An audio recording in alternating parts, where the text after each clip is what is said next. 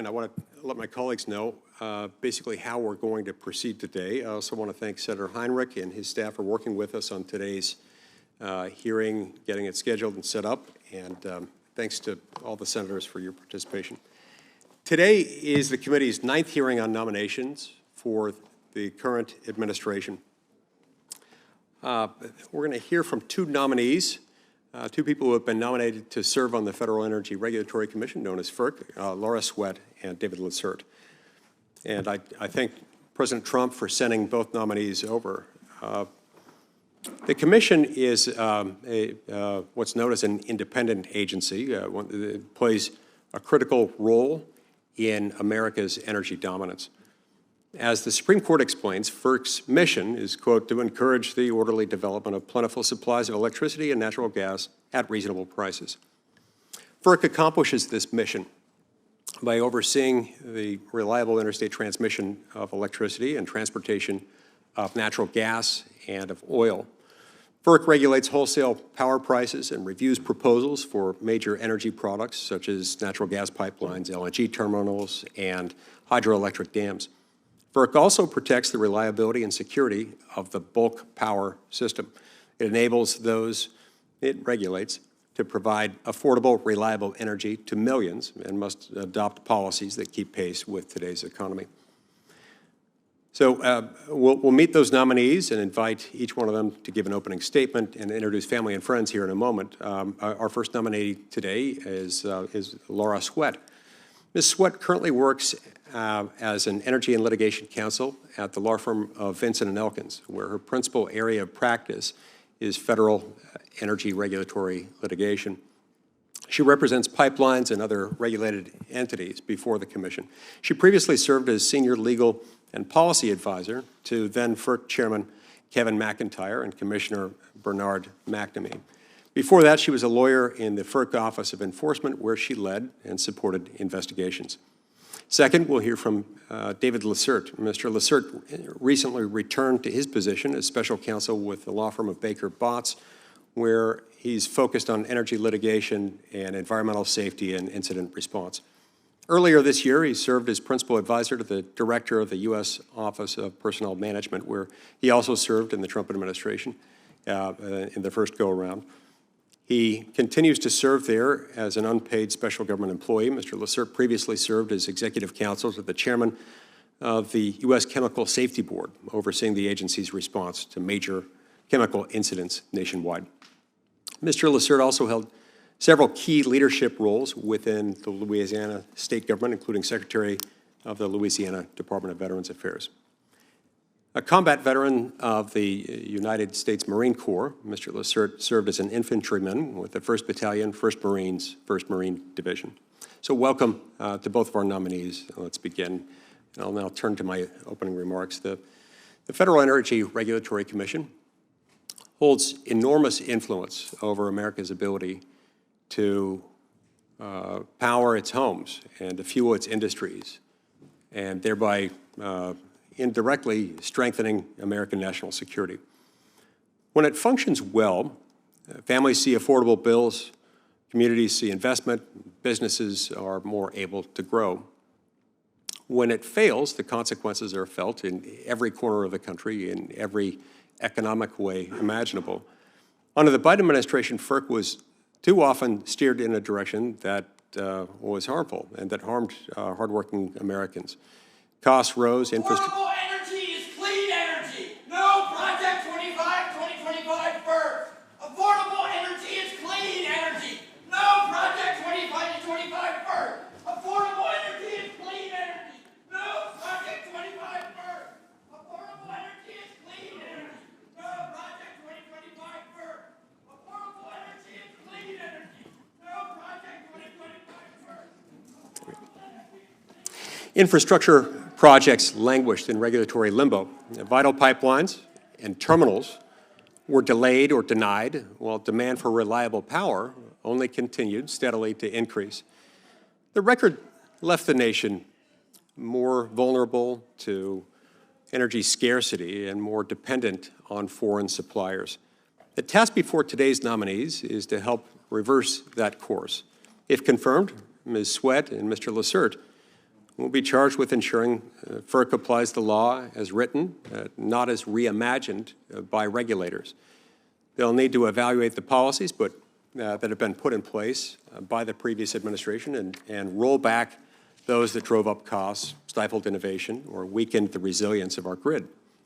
Both nominees will bring with them valuable experience that can serve FERC well. Ms. Swett spent years working directly with FERC, giving her an inside understanding about how the agency operates. And Mr. LaCerte has held leadership roles at both the state and federal levels, bringing the perspective of a combat veteran who has led under great pressure. These are qualities that, if applied, can help ensure FERC has the proper focus, providing affordable and reliable energy for the American people. The stakes in this really couldn't be higher. Americans deserve a commission that takes seriously and sticks to this focus on a mission to encourage the orderly development of plentiful supplies of electricity and natural gas at reasonable prices. That mission determines whether families can afford their homes, to heat their homes in the winter, whether our military bases will have the power that they need to operate, and whether our economy will have a foundation for sustained growth. This hearing brings an opportunity for both nominees to make clear how they'll approach these responsibilities. We need to know how they view the ongoing legal debate about the status of so-called independent agencies and what that means for accountability to the law and to the American people. What they see as FERC's most important statutory responsibility in today's rapidly changing energy landscape, and what their top priorities might be in overseeing the natural gas and energy sectors, given those sectors' central importance to the U.S. economy, especially now. This committee has a responsibility to hold nominees to that standard, and FERC is too important to American life to be paralyzed by delay or distracted from its core mission. It must focus squarely on the law, on reliability, and on the needs of the American people. So I thank both witnesses, both nominees, for being here today and for their willingness to serve. I look forward to a candid conversation about how they take on this responsibility at such a critical moment for our nation's energy future. I'll now turn to Ranking Member Senator Heinrich for his opening statement. Thank you, Chairman, and welcome to Ms. Swett and Mr. LaCerte. Most of the offices under our committee's jurisdiction do not have statutorily required qualifications. The Federal Energy Regulatory Commission is, however, an exception. Its Organic Act requires that members of the Commission be, quote, individuals who, by demonstrated ability, background, training, or experience, are especially qualified to assess fairly the needs and concerns of all interests affected by federal energy policy. The reason for this distinction is simple. Much of the Commission's work is quasi-judicial. Like our courts, FERC must be impartial and nonpartisan. Office and bureau heads, deputy secretaries, assistant secretaries in both the Interior and Energy departments may take their lead from their secretaries, and their secretaries from their president. Commission members do not. The Commission was established as an independent regulatory commission whose members serve fixed terms not at the pleasure of the President. And their performance of the Commission's functions is not subject to the supervision or direction of the administration. The Commission was designed to serve no president, no political party, and no political agenda. Its job is to serve the public interest, fairly and impartially, guided by our laws and the Constitution, not by political whims from the White House. The independence of our independent public institutions, from the Federal Reserve to the Smithsonian Institution, is under attack by this administration. And destroying the independence of the Federal Energy Commission would do irreparable damage to public confidence in the Commission's decision-making, to regulatory stability, and to our energy security. Consequently, our job this morning is not only to understand Ms. Swett's and Mr. LaCerte's ability to assess fairly the needs and concerns of all interests affected by federal energy policy, but also to assess their commitment to FERC's independence.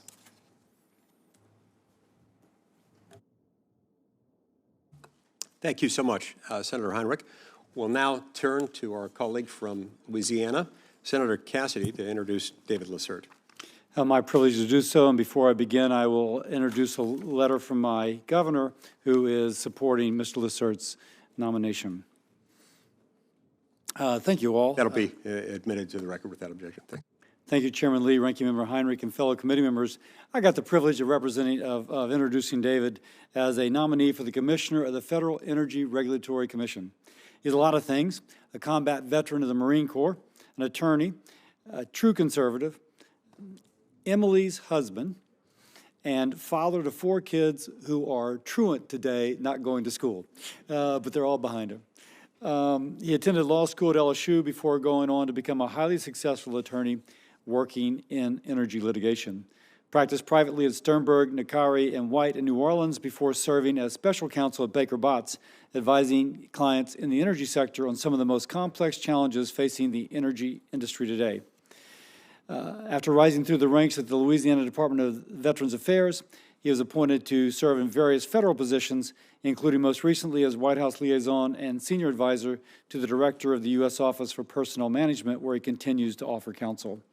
Prior to that, he served a term appointment at the U.S. Chemical Safety and Hazard Investigation Board, where he oversaw the agency's response to major chemical incidences nationwide. That gave him a hands-on experience with energy infrastructure and safety at the national level, invaluable for a FERC commissioner. David's firsthand exposure to Louisiana's energy economy, which is based firmly upon petrochemical, combined with his legal and regulatory experience, gives him an intuitive understanding of the challenges and opportunities facing the LNG industry. David knows liquefied natural gas. Louisiana knows liquefied natural gas. And he understands how to move projects forward while protecting workers, communities, taxpayers, and the environment. He knows what's at stake, how to get results. President Trump is unleashing American energy. David LaCerte is the FERC commissioner who can help him do so. Thank you for once more answering the call to the American people, and thank you to your family for supporting you as they do. Thank you. With that, I yield. Thank you so much, Senator Cassidy. Okay, the rules of the committee require that all nominees be sworn in connection with their testimony. So if you would, both please stand and raise your right hand. Do you solemnly swear that the testimony you're about to give before the committee will be the truth, the whole truth, and nothing but the truth, so help you God? Thank you. The record will reflect that both nominees answered in the affirmative. You may be seated.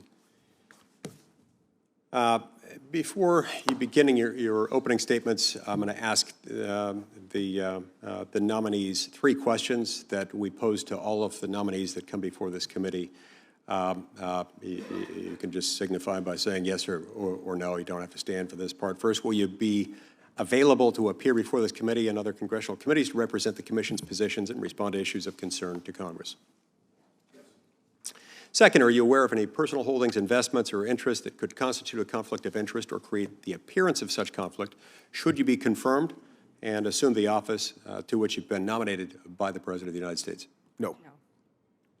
And third, are you involved in or do you have any assets in a blind trust? No. Okay. The record reflects that both witnesses answered in the affirmative to the first question and in the negative to the second questions. And incidentally, those are the correct answers. You both scored 100% there. So as I turn to the 2 witnesses, I'll invite each, as he or she may prefer, to introduce any friends or family members who are here with you today. Ms. Swett, we'll start with you, and then we'll proceed to Mr. LaCerte after that. Go ahead, Ms. Swett. Let's make sure your button's on. Good morning, Chairman Lee, Ranking Member Heinrich, and distinguished members. Yes. Okay, thank you, Senator. Appreciate it.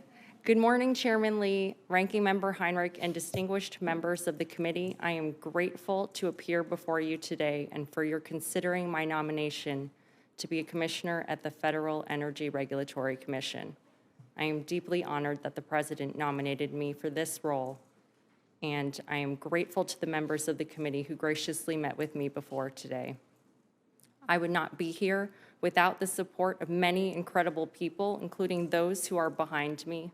My mother and father, Jackie and Charles Swett, my husband, John, who has steadfastly supported my goals and who fathered our two beautiful children, a conscientious kindergartner and a fiery baby girl, and my sister, who happens to be one of the many talented, dedicated civil servants who works at FERC, and incredible mentors who have given me both great opportunity and unwavering guidance are also here today. My grandmother lived destitute in the Mekong River Delta of Vietnam. My mother escaped violent oppression of communism and fled to the safety of our great country. Her family arrived here in 1974 with nothing. My father grew up in a low-income New York City housing project in the 1950s. He dedicated over 40 years to serving the people of this country as a civilian at the Pentagon, but not before he was a TSA agent at JFK Airport in the 70s, if you can imagine. His dedication to the United States inspired me to enter civil service myself. I served 2 stints at FERC, first during law school as an unpaid extern, and a second as a young lawyer in the Office of Enforcement and as an advisor to a former chairman and commissioner. My parents both clawed tooth and nail for every opportunity that they ever had. They raised me and my sister with the hope of a better life, but with a profound love of America. That I am before you today is the realization of the American dream for them, for the generations of ancestors behind them, and the sacrifices that all of them made to get me here today. Given this background, I am so eternally grateful for your time and consideration. My passion for energy began when I was about 5 years old. Shortly after my parents bought a standalone house, they generously began to shelter other Vietnamese refugees who sought the promise of a better life in America. At that point, all I had known of Vietnam was pictures of a war-torn country and villagers in rice paddies. On those refugees' first evenings in U.S. soil, in my parents' basement at dusk, I turned on all the lights, the TV, and brought all of my roaring electronic toys. At their great delight, I wholly believed in my 5-year-old heart that I performed magic for them at my command of power. I treasured electricity from that point on. From that tender age, and reinforced by my mother throughout adulthood, I have appreciated deep in my bones how lucky we are in this country to have reliable energy in everything that enables. How lucky we are to power our hospitals and schools, to air condition our houses, and even to have hot showers. I actually think about that every day. This is why FERC's mission, as created and empowered by Congress, has been my work for the past 15 years and will continue to be for the rest of my life in whatever form that comes. Sitting before you is the pinnacle of my career, particularly after working for years myself as a FERC civil servant. In my mind, the role of each FERC commissioner is not only to vote on specific orders, but it is as a steward of this country's economic present and future and an advocate for the hundreds of millions of Americans who are impacted by FERC jurisdiction. If I have the honor of being confirmed, I will do everything in my power to honor the law and the facts of every single matter before me, squarely within the confines of the laws that you, Congress, granted FERC. And within these confines, I would prioritize 3 core goals for our country based on my independent experience. Our country is also at a historic crossroads, and these goals are more important than ever. 1, we must keep the lights on and the pipelines that are the pillars of our economy flowing at just and reasonable rates. 2, we must preserve national and economic security by doing everything within FERC's power to buttress the AI revolution and facilitate the connection of large load and data centers, so that data centers are not forced to build in other countries, making every American vulnerable to foreign adversaries. 3, we must maximize FERC's ability to encourage and facilitate infrastructure development. This development has faced crippling regulatory uncertainty over the recent past, and its well-functioning and increase is critical to reliability, safety, and our economy. After working alongside the mission-driven, hardworking men and women of FERC and representing electric utilities and oil and gas pipelines, I now know that energy is not the magic I believed it to be when I was young. Now I know that energy, the backbone of our great nation, flows day in and day out from the dedication and toiling of thousands of men and women across America and in FERC itself. Those men and women keep the lights on, enable us to heat and cool our homes, and are the reasons that our planes fly, our trains run, and that we enjoy many modern comforts. I truly appreciate the honor bestowed upon me of being in front of you here today, and thank you so much for your time and consideration. Thank you so much, Ms. Swett. Mr. LaCerte, you may begin. Thank you, Chairman Lee, Ranking Member Heinrich, and members of the committee. I'm especially thankful for the kind words from Senator Cassidy, and I'd like to thank him for his distinguished service as a champion for the people of Louisiana. It's an honor to appear before you today. I humbly come before you as President Trump's nominee for Commissioner of the Federal Energy Regulatory Commission. I would first like to recognize some of the core figures in my life. Without their support, this nomination would have never been possible. First, I'd like to acknowledge my wife, Emily. She is uniquely special in so many ways. She forever inspires me with her kindness, her wisdom, and most of all, her passion for life. She encourages me to continue my public service. I would most certainly not be here today without her positive influence. I want to thank my children and stepchildren who are with me today, Ava, Margaret, Louisiana, and Robert. Special recognition goes to their schools in Baton Rouge, St. Jude the Apostle, and Our Lady of Mercy, who have prepared my children with just the right amount of Catholic Mass to prepare them today. Every day over the last 8 months, I have fought to make America a better place to live, to work, to raise a family, and to prosper. We do this not only for my children, but for everyone's children and for their generations to come. I want to directly acknowledge the burden carried by the families of our public servants. These burdens are profound, and the patience and grace given to me by my children carries me through the demanding days of life as an appointee. Thank you to my parents, Steve and Carol, who were watching at home and raised me up until the day they handed me off to Uncle Sam. Thank you to those present and watching at home who have fought alongside me in the United States Marine Corps. The Marine Corps and our shared ethos has made me into the man that stands before you today. Thank you to those currently serving, and especially those who gave their last full measure of devotion to their country and never made it home. You're a guiding light in my life, and it's an honor to carry that legacy. I've been a public servant for most of my career, and I have sworn an oath to the Constitution on many occasions. I have led infantry Marines in the invasion and occupation of Afghanistan. I have led state and federal agencies, including an independent agency under both the Trump and Biden administrations. I have practiced law at one of the oldest and most respected energy law firms in the country.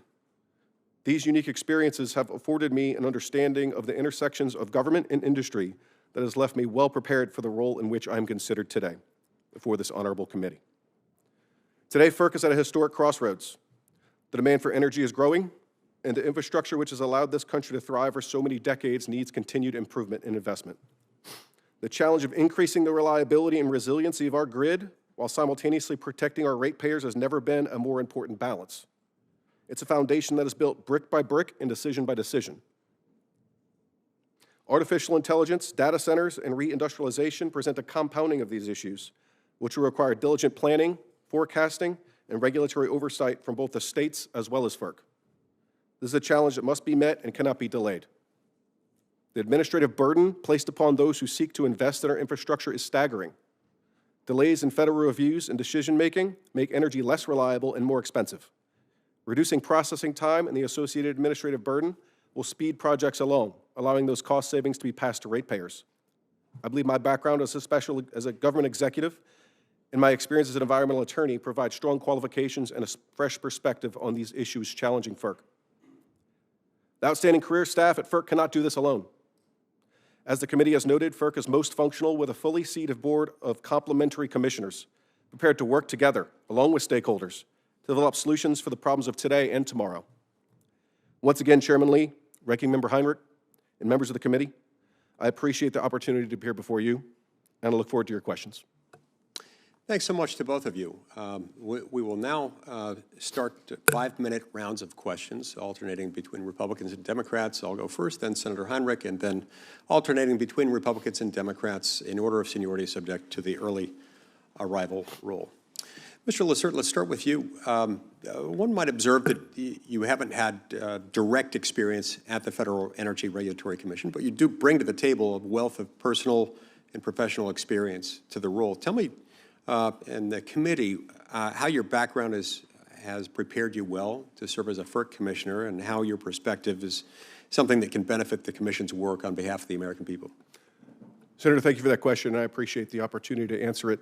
I know you've all heard my paper resume. I've worked at an independent agency before that is bipartisan in nature with both Republicans and Democrats. I've practiced as an attorney at an energy law firm. I think that the most important qualification I have is that I can bring a common sense approach to get problems solved and get things done. And I've proven that to the President of the United States. I have an outstanding set of experiences in safety, in cyber, in a multitude of issues that help FERC. But at the end of the day, I think that we can bring a common sense approach to FERC to work together with the fellow commissioners to kind of have a return to the baseline statutes and make energy more affordable and more reliable. Thank you. Right, I'm going to ask both of you this next question. There is currently litigation moving through the federal courts challenging the result in a case called Humphrey's Executor. That case, of course, addressed this question of the president's authority to remove a member of a so-called independent agency, to remove somebody in one of those positions from office before the end of a statutorily defined term. We'll start with you, Mr. LaCerte, and then go to Ms. Swett. Mr. LaCerte, what's your view on the issue, and how might that impact your performance or your perspective as a commissioner should you be confirmed? Thank you, Senator. I'm aware of the trend in cases from Humphrey's Executor. First, I'd like to say we're always going to follow the law if I'm confirmed as a FERC commissioner. But I personally would welcome a modification on Humphrey's Executor. If the Supreme Court rules in that direction, we'll follow the law. Every day that I get to serve the American people and the American public as a gift. I appreciate that every day. I go to work every day, and I give my best effort, 100%, until my service is no longer needed or until the good Lord calls me home. And I'm going to continue to do that if confirmed. Semper Fi. Ms. Swett. Thank you for the question, Senator.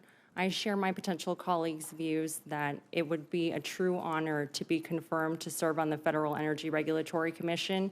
And of course, I will follow the law and honor the law in everything that I do and consider the merits of every single issue, the law, and the facts before me, irrespective of where the litigation comes out and the length of my term.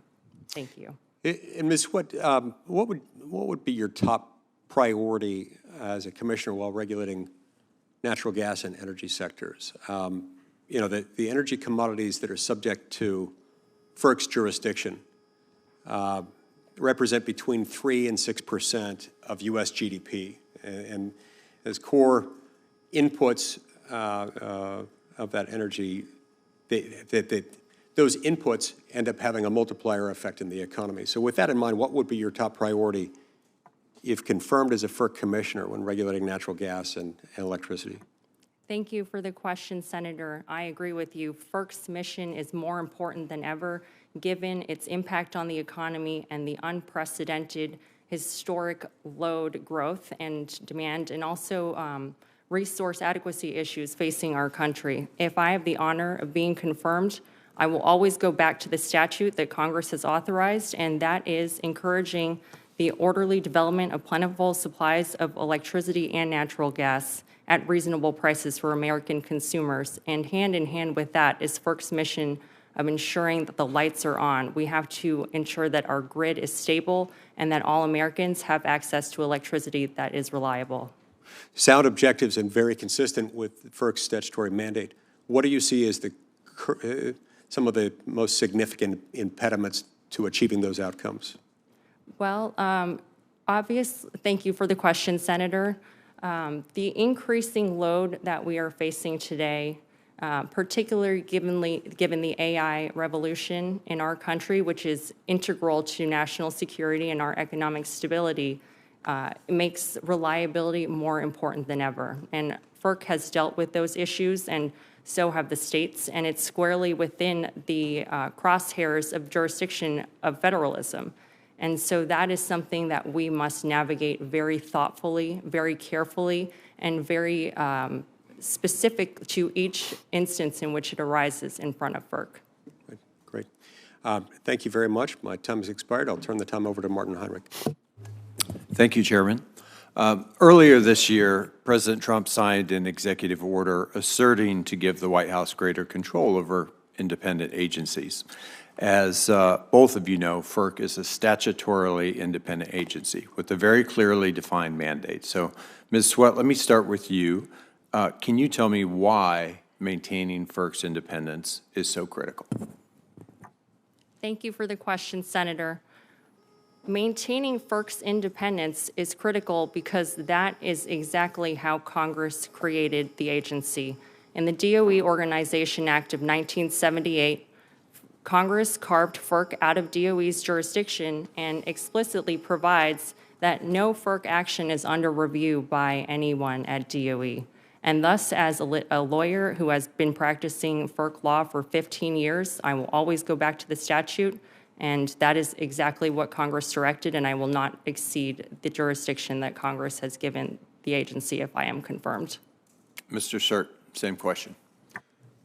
Thank you, Senator, for the question. First, want to say I certainly am no stranger to the value of the assertion of independence at independent agencies. Having spent time at the CSB as the acting managing director, the acting general counsel, the executive counsel, and the senior advisor to the chairman, I am very familiar with navigating independent agencies. And I think that the independence of FERC is derived from its individual structure via commissioners. Those 5 individuals have an independent voice. And it's important that we nominate people and confirm people that honor that independence and follow the law and apply the facts.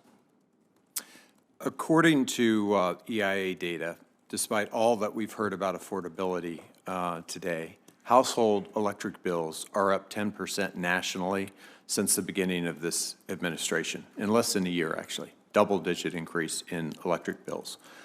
Former Republican FERC Chairman Chatterjee has said that we need every single available electron on the grid.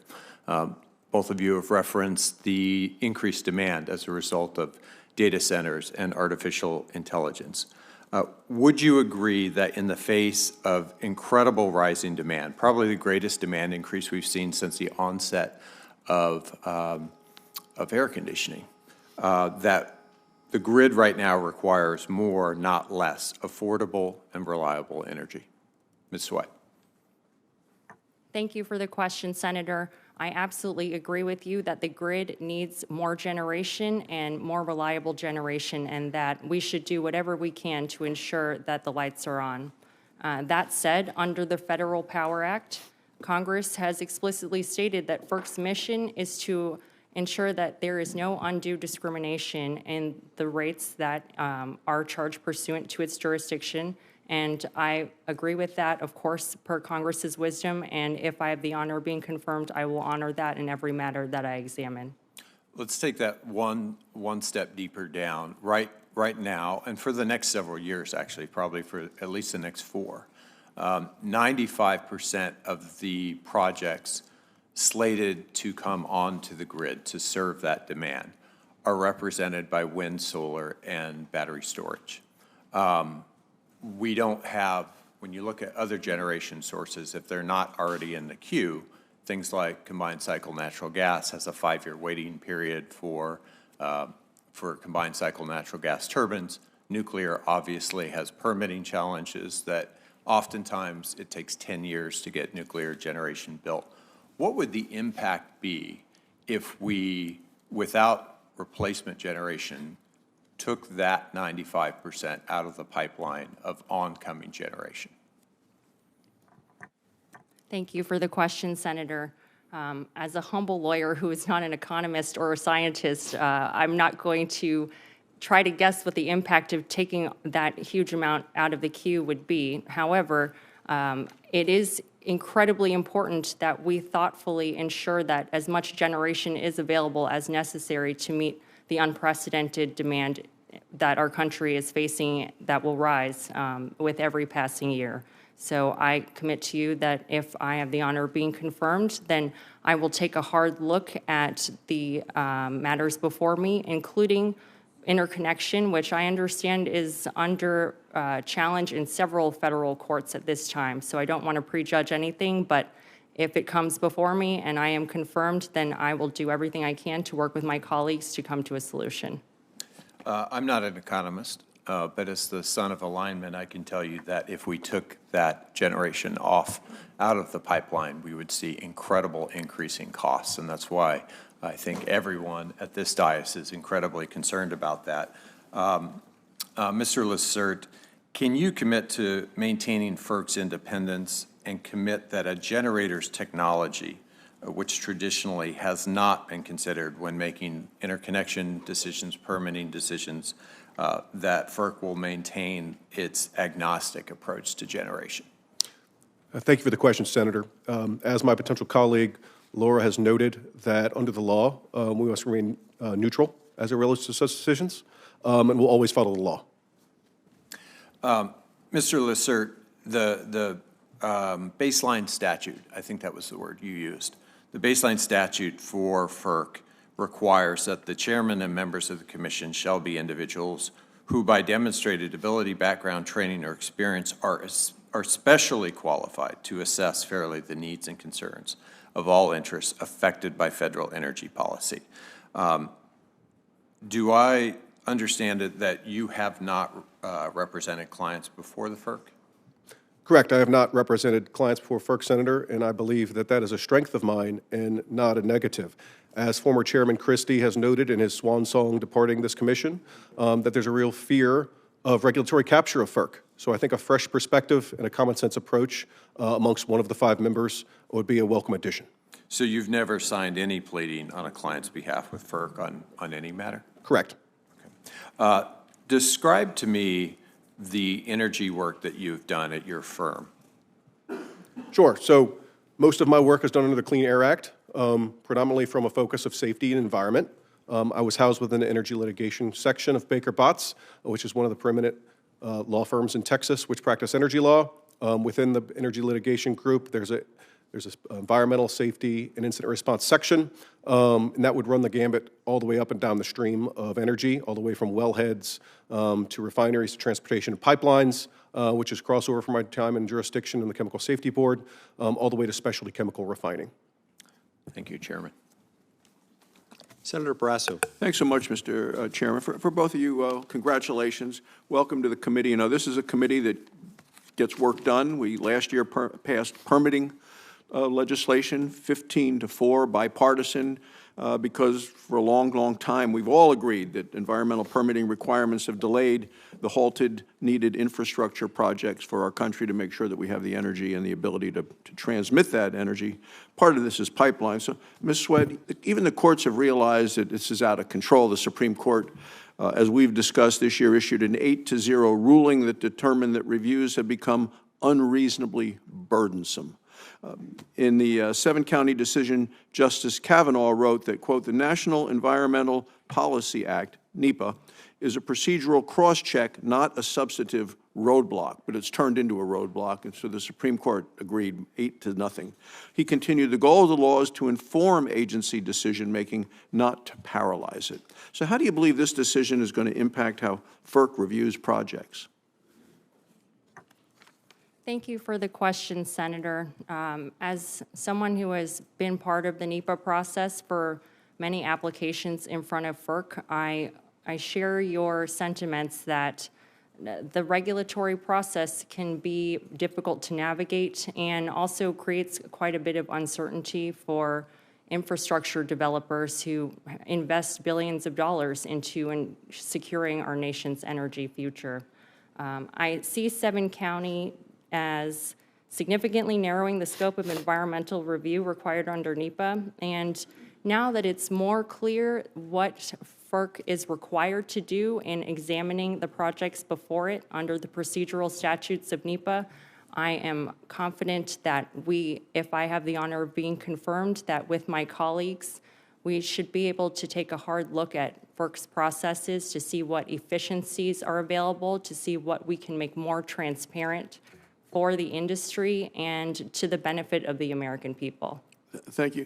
Mr. LaCerte, we talked about FERC being not really widely known about outside Washington, D.C., but the Commission's actions have a really big impact on the lives of Americans all across the country. The decisions that the Commission makes determines whether the lights reliably go on when people flip the switch. So please provide us your views of FERC's role in ensuring the reliability and affordability of energy. Absolutely, Senator. I welcome that question, and thank you for discussing it with me. Reliability and affordability is a bedrock of FERC's work. So if confirmed, obviously I would follow the law, but we'd ask two questions of every single action in which we undertake at FERC as Commissioner. How does this make our grid and energy structure more reliable? And the second question we'd ask is, does this make our grid and infrastructure more affordable? And the answer to those questions is no, then I'd ask why we're doing it and why we're undertaking those things. So it's a fundamental balance of we need affordability and reliability that impacts every aspect of our entire industry within our country. As Senator Lee said, it's such a large percentage of our GDP. It's important that outside of FERC that those impacts are recognized and those perspectives are welcome.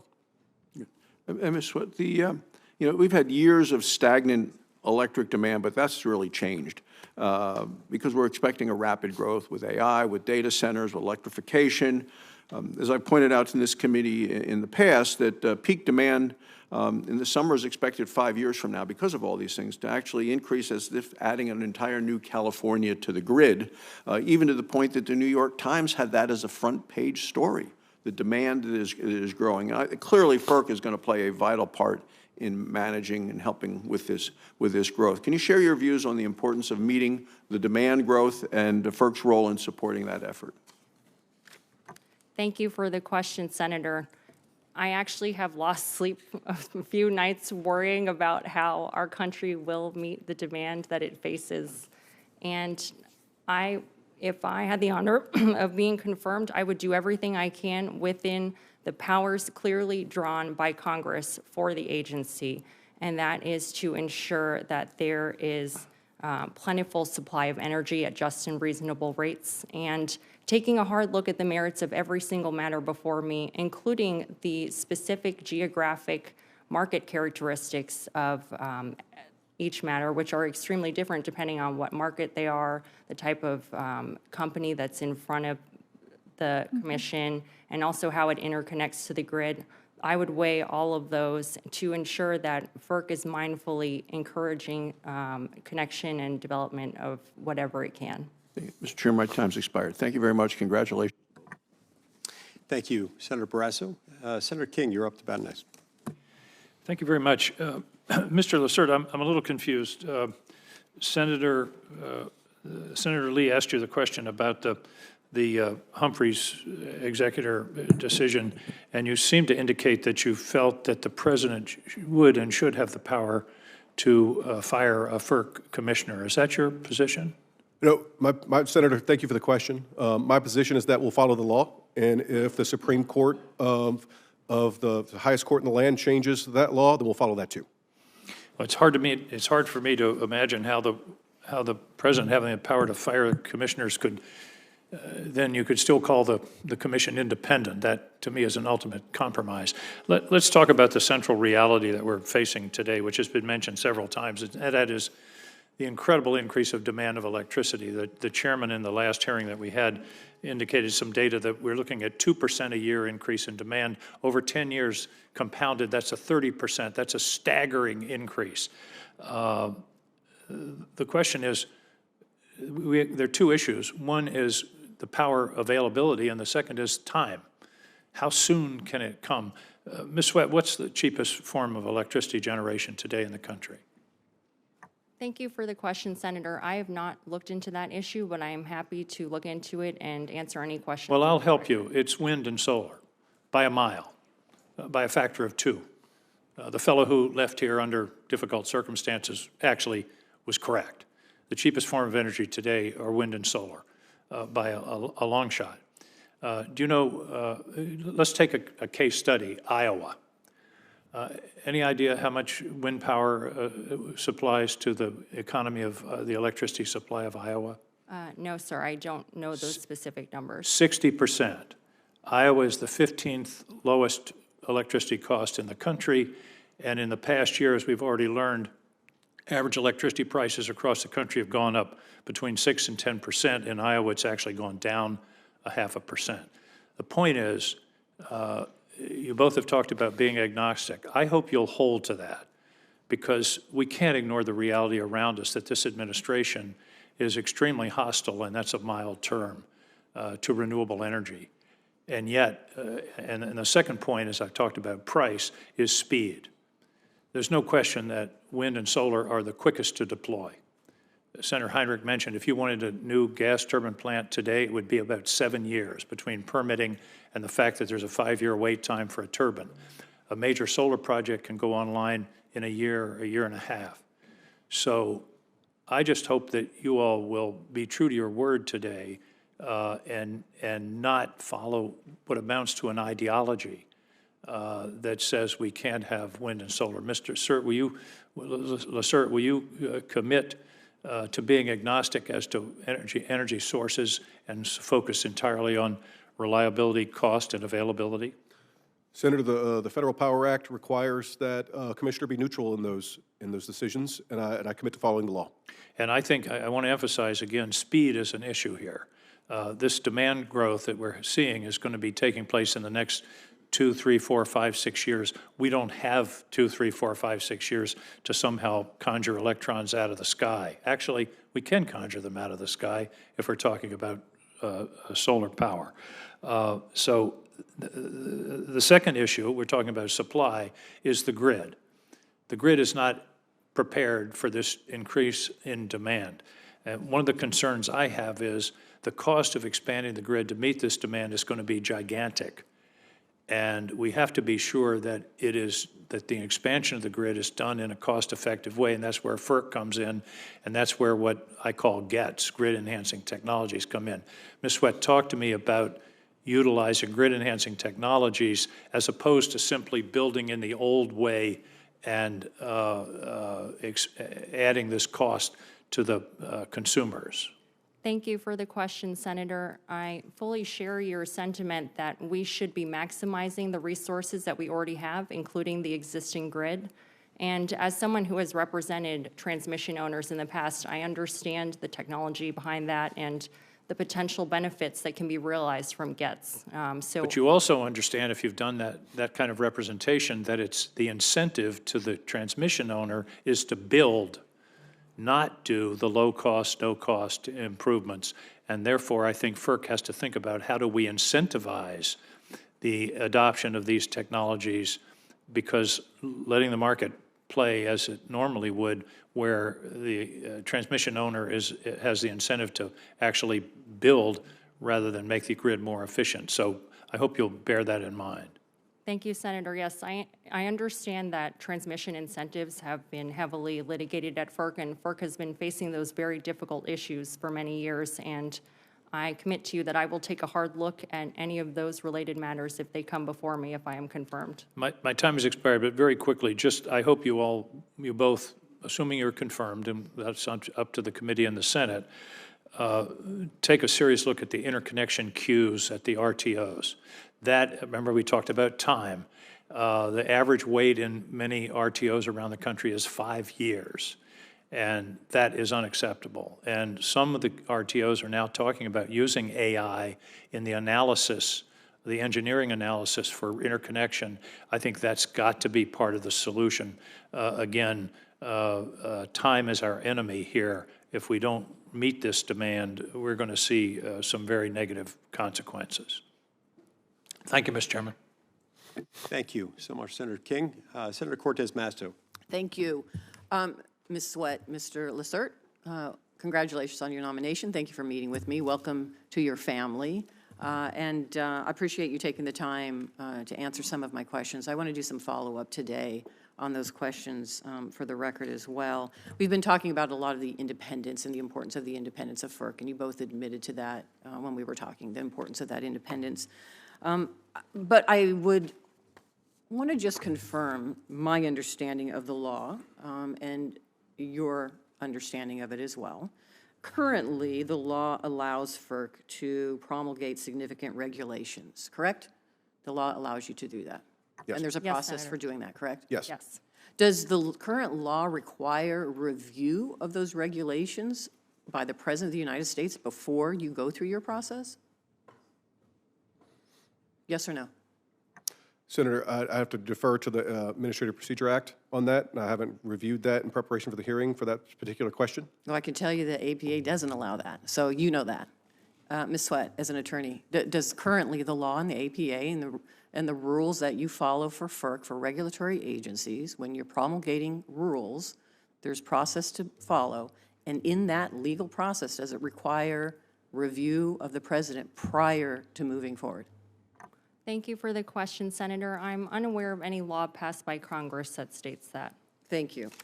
Because that's the crux of this issue, and that's what I want somebody to just be honest with me, the law. I'm an attorney, I read it, I know.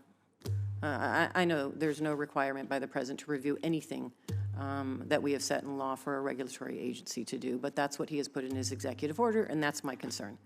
There should be none of that oversight. Under the law, it doesn't exist. You're right, it's going to be before a court, and the court will make a determination, and that may change what we have really codified here in federal statute.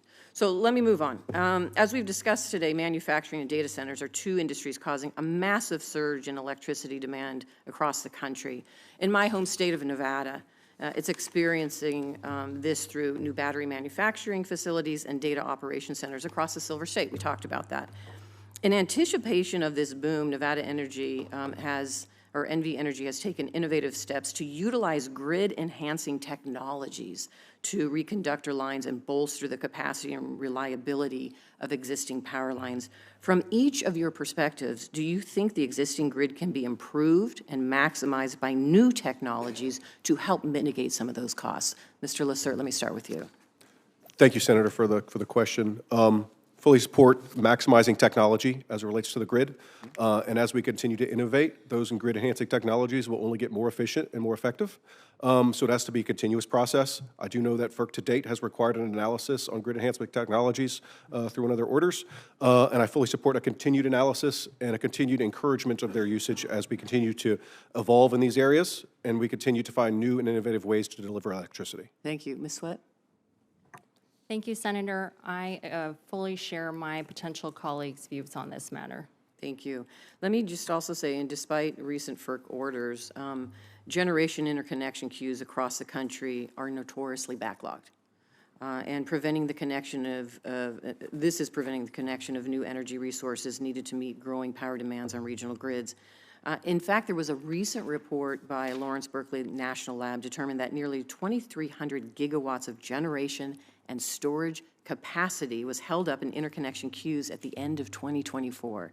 So if confirmed, how do you believe FERC can best fix this backlog and address the growing demand? Either one of you wants to start? Thank you, Senator. I appreciate that question. And quite frankly, there's too long of a line for almost everything. The interconnection queue being one of them. I know this is a multifaceted issue, and I do know that it's a discussion that will have to be had with RTOs. So I welcome their perspective on this issue if I'm confirmed.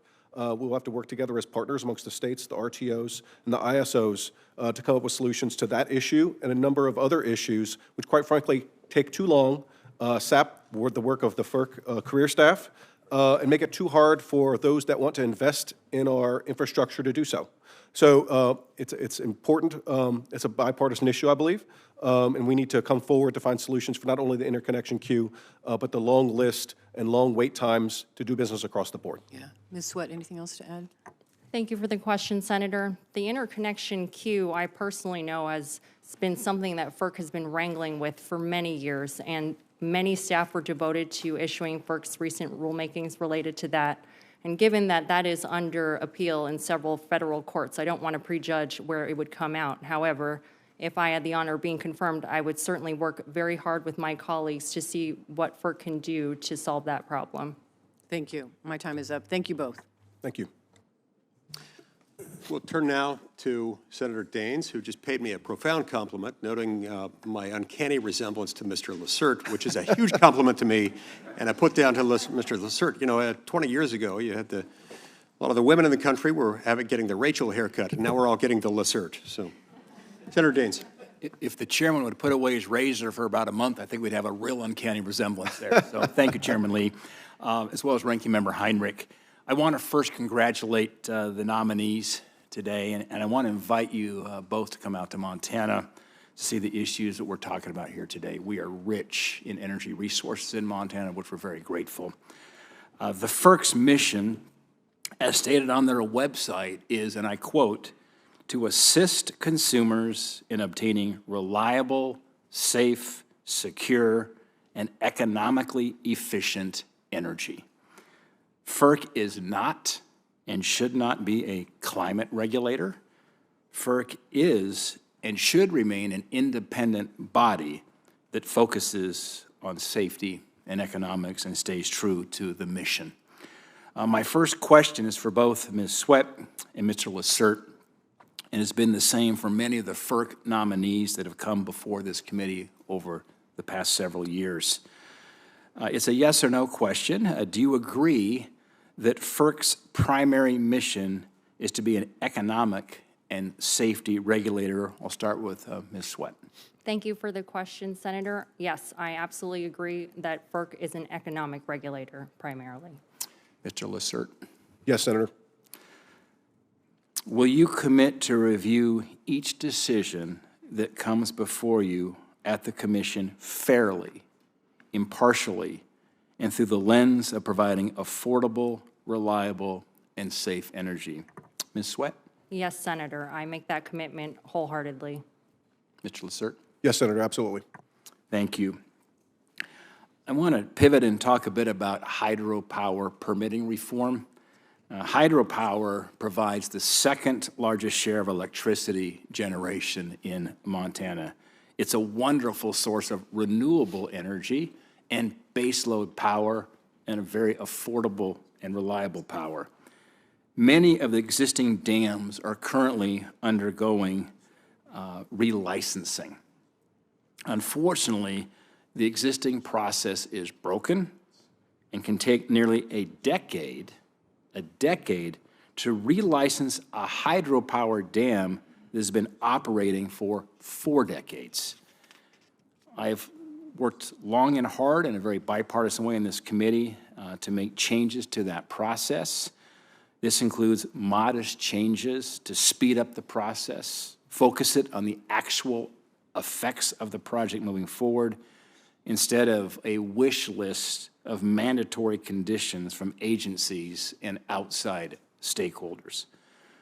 My question again for Ms. Swett and Mr. LaCerte, do you agree that we need to speed up licensing and relicensing for hydropower in order to continue to grow and maintain renewable baseload sources? Thank you for the question, Senator. Given our unprecedented demand that we're facing, getting every single molecule of electricity on the grid is of tantamount importance. And that includes hydro and the wonderful resource it is, particularly for your state. And I understand that these hydro license owners are facing diminishing resources, and it's very difficult for them in general to operate in many cases. And I am committed to doing whatever I can, if I have the honor of being confirmed, at taking a hard look at FERC's piece of the relicensing process, although I understand there are many players there, as you mentioned, states and several federal agencies. So within the powers that Congress grants the agency, I commit to you that I will take a hard look at it if I'm confirmed with my colleagues to see what we can do to be more efficient for your license owners. Thank you. Mr. LaCerte. Senator, thank you. I first want to acknowledge that hydro is an important component of our energy mix. And we need to do a better job of not only reforming the licensing for hydro, but across the board. It takes too long to do business with our government. It takes too long to invest in our infrastructure. And we need to do a better job everywhere. And also I want to confirm with the record here that I accept your invitation to come to Montana. All right, thank you. That could involve a fly rod here, speaking of hydropower, so. You know, I'll do whatever it takes. All right, thank you. Well, thank you. And let me just close with this brief statement. And Ms. Swett, you just mentioned the demands and needs that we have going forward here in terms of energy in our country. If we're going to meet demand, we simply need more of virtually every energy source. We simply need to be building more, which includes permitting more, and trying to accelerate getting, as you said, more of these electrons on the grid. more natural gas, more coal, more hydropower, more nuclear, more geothermal, more wind, more solar. We need more electrons. I encourage the nominees to keep that in the back, and I might argue the front of your minds when you're making decisions on the future of U.S. energy policy. So thank you for being before this committee today and for your willingness to serve in these very important roles for our great country. Thanks, Senator Daines. Senator Padilla. Thank you, Mr. Chair, and again, welcome to both of the nominees. Appreciate the opportunity to raise some questions and issues with you. First, as we all know, FERC is critically important. It serves as a central regulator for America's interstate energy system, shaping everything from grid reliability to our monthly bills, as well as the pace of project deployment. And all this work is made possible not just by the commissioners, but by the professional staff. So my first question for both of you is a yes or no question. Do you agree that the FERC staff is critical to the operations and success of FERC? Ms. Swett. Yes, Senator, thank you for the question. I absolutely agree with that premise. Mr. LaCerte. Yes, Senator. FERC will not be successful without the outstanding career staff that are there. I very much appreciate your answers, and the reason I lead with that is because, as you, I imagine, are aware, in February of this year, President Trump issued an executive order requiring that agency heads undertake preparations to initiate large-scale reductions in force at their respective agencies. So given your acknowledgement that the staff at FERC is critical to its mission and success, will you commit to protecting FERC staff from directed reductions in force, whether they come from the president, whether they come from DOGE, or anybody else at the White House? Mr. Senator, thank you for the question. I don't foresee a large-scale reduction in force at FERC.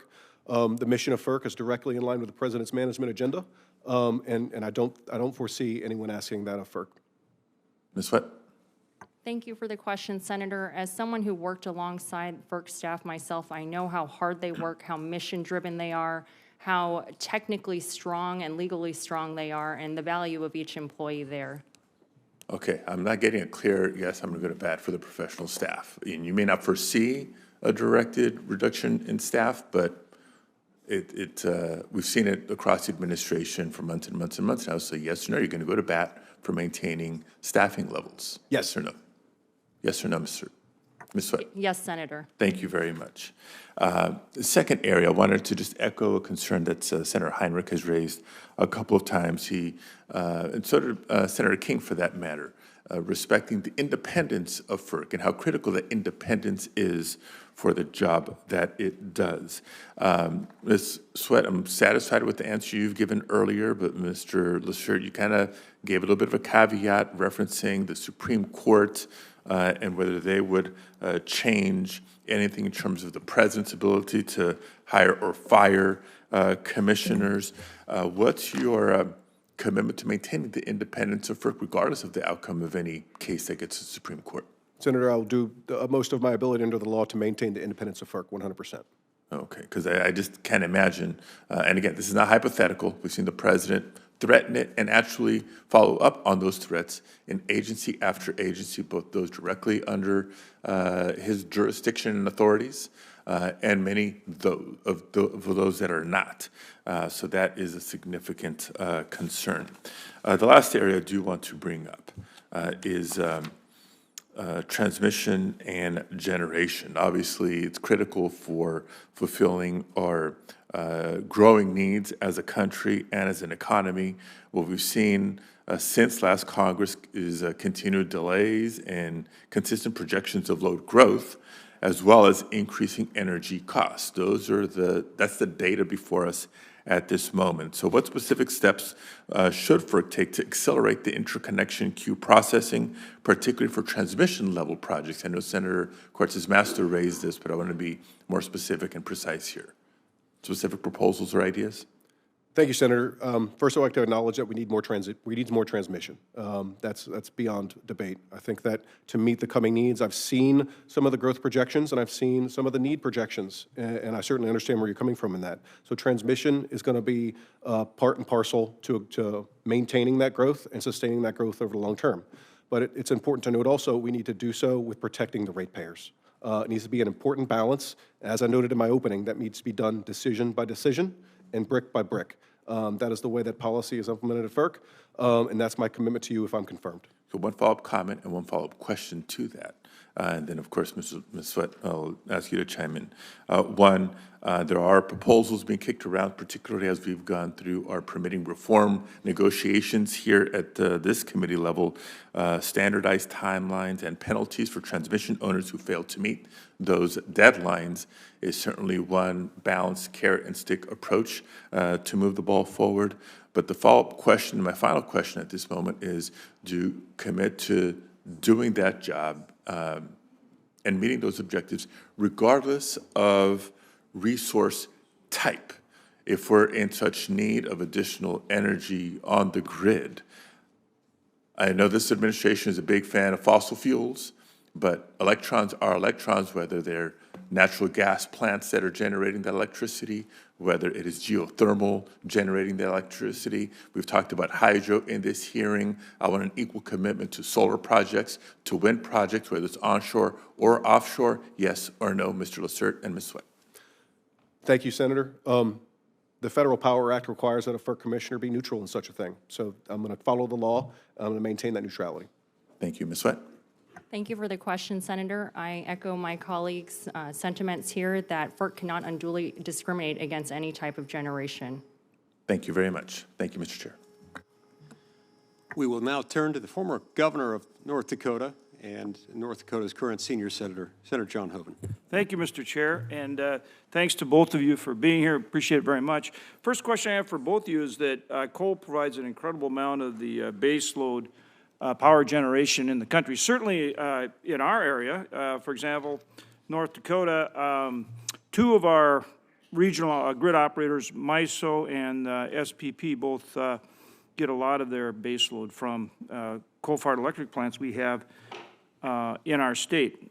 And we have got to have more base load for the stability of the grid writ large.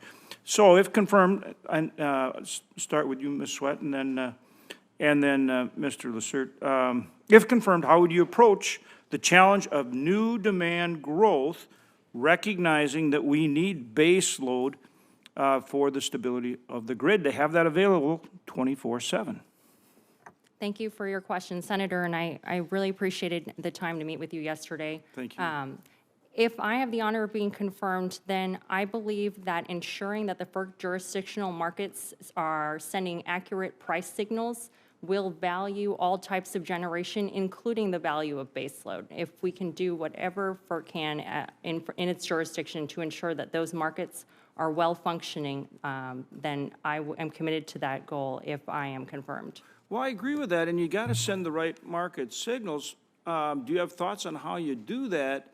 In other words, if you take two projects, one is just keep continuing to add intermittent energy to the grid, which is creating less stability, versus adding more base load, and you give them the exact same pricing signal, then you're not getting the more base load that we need. So do you have some thoughts on how to do that? Yes, Senator. I do have thoughts after working on this for the chairman who I served under during my time at FERC.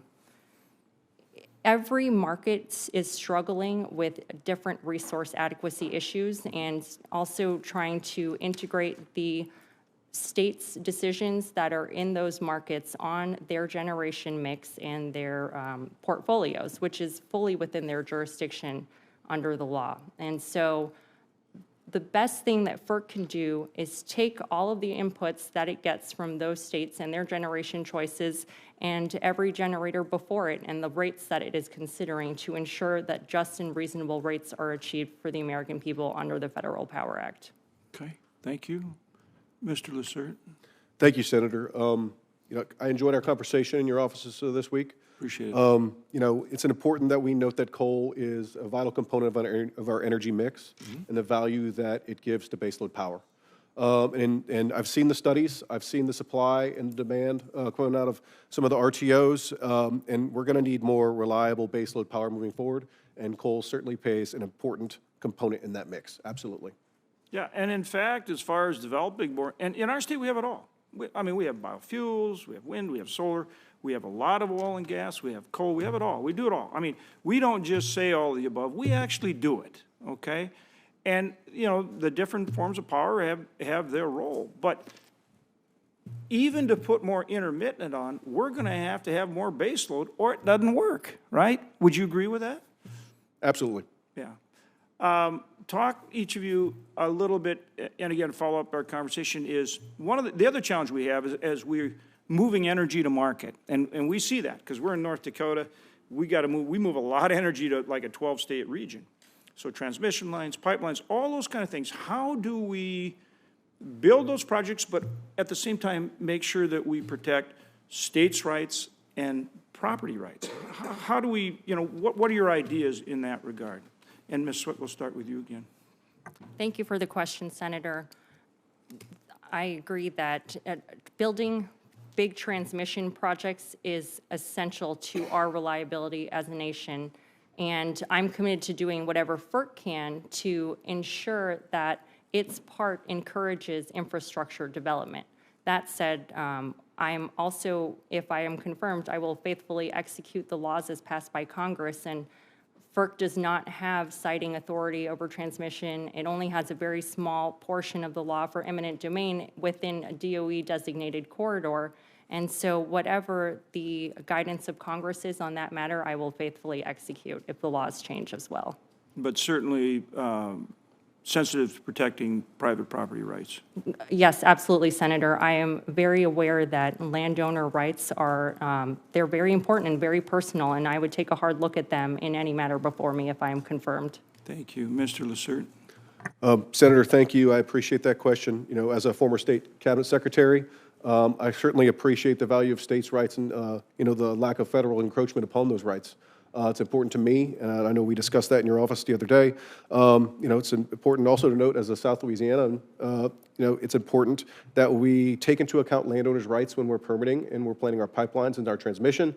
And I think, you know, it's definitely an important factor within those particular realms. Yeah. Again, thanks to both of you. Appreciate it very much. Thank you, Mr. Chairman. Thank you, Senator Hoven. We will turn next to Senator Gallego. Thank you, Chairman Lee and Ranking Member Heinrich, and thank you to our witnesses for your attendance today. Energy affordability and reliability is extremely important in Arizona, particularly, of course, to stay cool.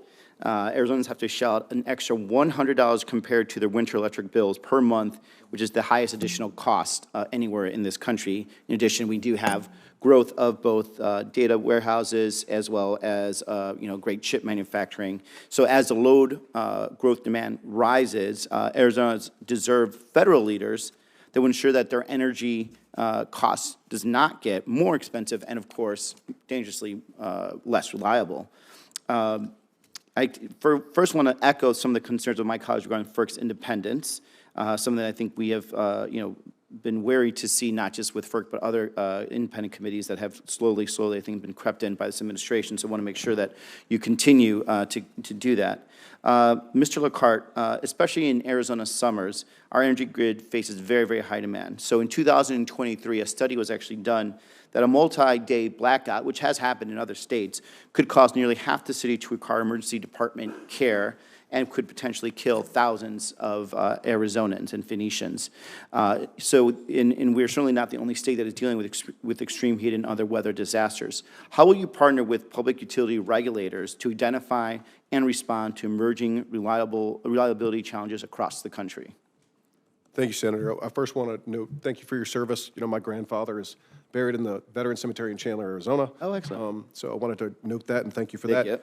you. But you're absolutely correct. The impact of reliability on our systems is one of public health. It's important to note that, especially in your home state of Arizona, air conditioning is not just a nicety, it's a necessity. I certainly understand that. And just goes back to one of my earlier comments, is that we need to return FERC's decision-making to every question we need to ask is, will this decision make our grid more reliable and more resilient, or will it make the grid more affordable? And the answer to that is no, then we should question why we're doing it. I think we need to pare back down to the baseline statute within the Federal Power Act. We need to have that be our guiding light, our home base in everything that we do within FERC. Ms. Swett? Thank you for the question, Senator. I, given my time at FERC, understand that the Western interconnection is both geographically and scientifically different, has different components. Your load centers in the West are further apart. The bulk power grid also has issues that the Eastern interconnection doesn't have, and all of those factors would be components that are required by a sitting FERC commissioner's analysis of what would be a just and reasonable rate in the matters before them. So if I am confirmed, then I will honor the law and look at every single fact as it pertains to your state and, of course, every other state. And then one of the areas that it's very important in Arizona, we have 22 federally recognized tribes, some of the largest representation in the country. They're very far displaced, hard to get to in terms of energy and connection for those tribes to have, which creates problems when it comes to economic growth, when it comes to even any type of general welfare. And so one of the things that FERC's website talks about is the agency is committed to engaging with tribes and upholding the trust responsibility in the decision-making process. And you'll see that some of these tribal governments want to work with, obviously, whether it's FERC or with other government agencies, but sometimes they're not treated with the respect that they're due through the trust responsibility. And so as the agency regulates interstate intermission and transmission and gas projects, FERC's decisions to impact tribal energy and affordability and reliability will certainly matter to them. So will you commit to maintaining FERC's tribal liaison and gas tribal coordinator roles? And why that matters for Arizona is because if you see some of the routes of where we can bring in new pipelines, new lines in general, it's going to have to cross through a lot of tribal lands. And it's easier if you're working with them ahead of time and through tribal consultation in a dedicated manner than not. Thank you for your question, Senator. I agree that we could do a better job of working with our partners. That includes state public service commissions, that includes RTOs, that includes Indian tribes. The Native American tribes are an important component of our partnerships, and you made mention, you need to work with these leaders in order to develop strategies and solutions that work. You need to do that over a longer term. I'm from South Louisiana. I grew up adjacent to the Pointe Indian tribe. I dealt with the Homas tribe, the Choctaws, and I'm very familiar from my background in Louisiana working with tribal leaders. So I think that importance is known across the federal government, but especially within FERC itself. And more specifically, I'm asking, are you maintaining the tribal liaison positions for both of you? It's just a yes or no. I'm not seated yet. I'm not familiar with the tribal liaisons seating, but I certainly support the mission. Ms. Swett? Thank you for the question, Senator. I agree with the premise that every voice must be heard, and FERC's statutory role under NEPA is to consider everything on the record, and that includes tribal voices if they are filed in a project record that is before FERC. So I commit to you that I would take a hard look at all of that information, and given that, like my colleague, I'm not seated at FERC right now, I'm not familiar with what the program is regarding tribal liaisons, but I will absolutely take a hard look at that if I am confirmed. Thank you. I yield back. Yeah, go ahead, Senator King. Just one quick follow-up on the technology we haven't talked about, which is batteries. And there's a discussion about baseload power, and of course, renewables plus batteries is baseload. But batteries can also have an important role to play in transmission. Ms. Swett, can you discuss that? In stabilizing the grid. Thank you for the question, Senator. I've not looked into the battery engineering components as they relate to the grid, but I would absolutely be open to any type of technology that would stabilize or enhance our existing grid if I had the honor of being confirmed. Mr. LaCerte, thoughts on batteries? Thank you, Senator. I agree in premise that batteries could be an important component of increasing the reliability of baseload. I think as our technologies evolve, that those batteries will become more and more efficient and effective. And I think it's definitely warrants continued monitoring and usage and something that should be reviewed by FERC. Yeah, the development is occurring very rapidly in terms of the technology, the cost, and the availability that batteries can provide in order to buffer whether it's renewables or any other problems that may be encountered on the grid. So I hope that's something you'll have in the back of your mind in terms of your regulatory authority. Batteries, I believe, are going to become a much bigger part of the grid than they are today, and that's going to be happening fast. Thank you very much. Thank you, Mr. Chairman. Thank you. Senator Hickenlooper. Thank you, Mr. Chair. Thank both of you for being willing to subject yourselves to the questions and to your public service. Ms. Swett, let me start with you. And as we discussed yesterday, thank you both for spending some time and being willing to answer any question, which I appreciate. As we discussed, Ms. Swett, your experience focuses really on oil and gas. As you know, FERC's authority goes well beyond oil and gas, and as we discussed to a certain extent. As you I'm sure could feel from the direction of my questions yesterday, regional transmission planning and cost allocation, electricity markets are essential to its most fundamental, I think, some of its most fundamental statutory responsibility. And as we talked about, the reliability and the affordability, I think, are the two bulwarks. I could actually ask both of you this question. Unlike most other places in the world, our grid is regionalized and doesn't operate under a unified policy. Therefore, the oversight of FERC is essential. So I guess the question would be, how can you work to ensure the electric reliability and affordability through the regional transmission planning and the, let's just call it the market oversight, the electricity market oversight? Thank you for the question, Senator, and I really enjoyed time speaking with you yesterday. I actually spent over half of my career working for electric utilities and transmission owners, and given my experience with them, I'm very aware of the competing interests that go into regional transmission planning. The decisions on the physical grid, also cost allocation planning, taking into account congestion points and all of the science that goes behind it. And FERC has a very difficult role as the federal agency tasked with ensuring that all of that is combined into a just and reasonable rate. So I am confident that if we really put our heads to it, we can figure out a solution that will ensure that American consumers pay a just and reasonable rate, given all of the factors in front of FERC. Great, great. Mr. LaCerte, you want to add anything to that? Senator, thank you. And I'd like to note that's a $1 trillion question. And it's one which is not going to be solved here in 2 minutes, but I can tell you that it's something that requires very intensive discussion with all the stakeholders at the table. And it's a multifaceted issue, and it's definitely a challenge facing FERC today and tomorrow. Great. I appreciate that. And Mr. LaCerte, I'll stick with you with this question, which we discussed a little bit yesterday, but I thought about it more.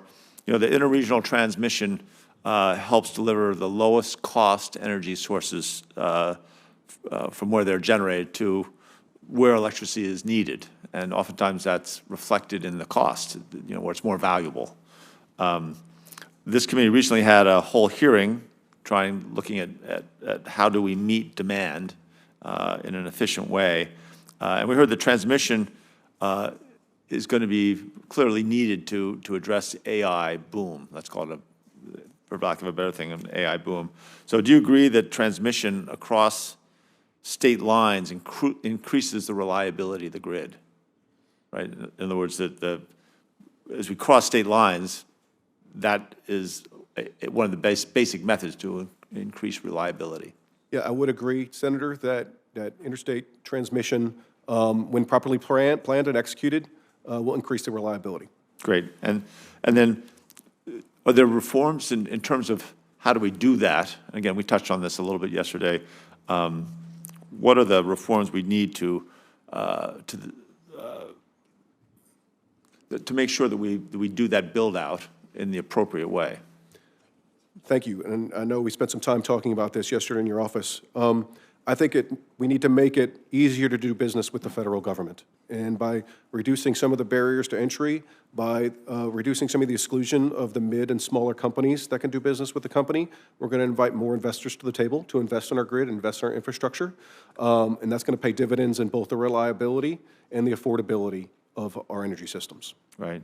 And is it your sense that we are going to need to expand our transmission capacity in order to address the load growth after, given AI and all the other things that are coming? Senator, it only makes sense that with increased load growth will require increased transmission, yes. Yeah, I think that's basic. Ms. Swett, do you want to add anything to that? Either of those? Thank you for the question, Senator. As a general premise, and this matter is under litigation in various stages. However, as a general premise, increasing the amount of transmission available increases the geographic availability of new generation to join the grid. As you know, high population load centers are not good places to build increased generation that we need, and if we have more accessibility across state lines like you're proposing, then that means that there is more flexibility for generators to use the specific characteristics of the land around them, wherever that may make sense for it to be in, per the state's decisions. Exactly. I could not ask for, we agree. Anyway, I'm out of time, as always. Thank you both, again, for your willingness to serve the country. Thank you. Okay, as we're wrapping up, I just want to hit a couple of things. First of all, once you're confirmed, assuming you're confirmed, look forward to working with both of you on prioritizing permitting reform. Senator Brasso and others have referred to that effort today, and it's a priority. Look forward to working with both of you on that, as FERC has an important role in the permitting process for the areas we've discussed. Also wanted to clarify, since we've had some discussion surrounding the APA, I want to clarify that while the APA doesn't require presidential reviews on draft rules, there's also nothing in there prohibiting it. In any event, I want to thank these both witnesses, both nominees, Ms. Swett and Mr. LaCerte, for being here, for your families, for the members who have participated, and their cooperation this morning in this hearing. Questions for the record for the hearing are due by 6 p.m. This evening, September the 4th. And on behalf of the committee, I congratulate both nominees and look forward to working with each of you. The hearing stands adjourned.